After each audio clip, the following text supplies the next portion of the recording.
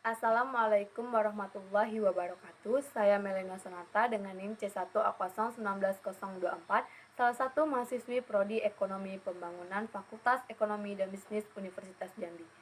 Adapun tujuan saya membuat video ini untuk memenuhi tugas UTS di mata kuliah Ekonomi Pertanian yang diampu oleh dosen Bapak Jaya Kusuma Edi SEMSI. Di sini saya akan membahas tentang daya dukung limbah pertanian sebagai sumber pupuk organik. Lanjut, saya akan menjelaskan pengertian limbah pertanian itu apa. Limbah pertanian adalah sisa dari proses produksi pertanian.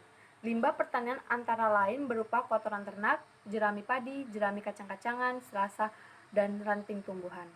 Limbah pertanian yang mengalami proses pelapukan atau fermentasi, baik secara alami maupun melalui bantuan aktivator, akan menghasilkan pupuk organik.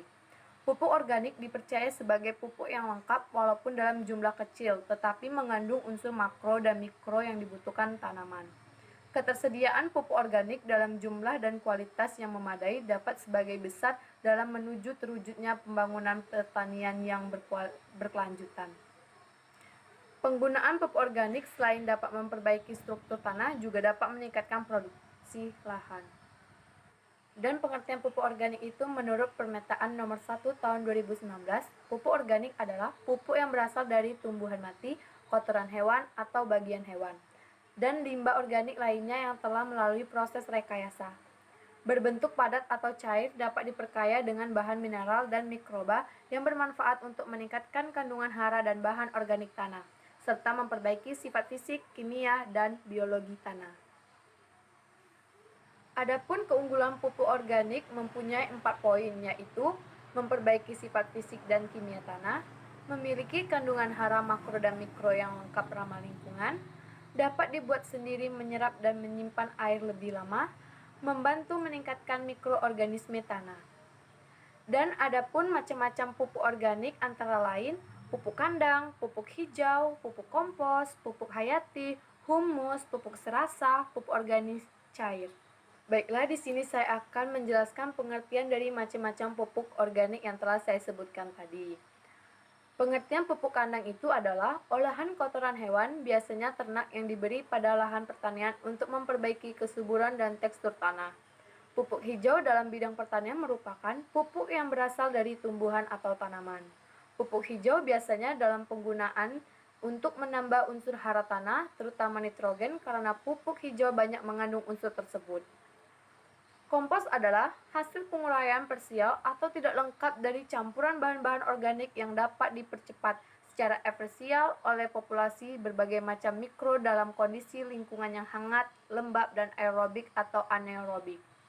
Pupuk hayati adalah pupuk yang mengandung mikroba dan bermanfaat untuk membantu pertumbuhan tanaman.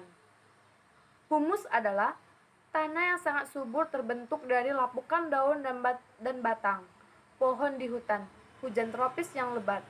Humus dikenal sebagai sisa-sisa tumbuhan dalam hewan yang mengalami perobakan atau organisme dalam tanah.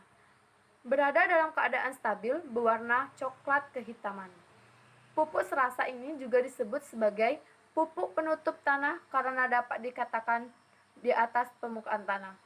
Selain dapat membantu penyuburan tanah, pupuk serasa juga bermanfaat untuk menjaga kelembapan dan tekstur tanah agar tetap baik dan mencegah penyakit pada tanaman akibat air hujan. Pupuk organik cair adalah pupuk yang tersedia dalam bentuk cair.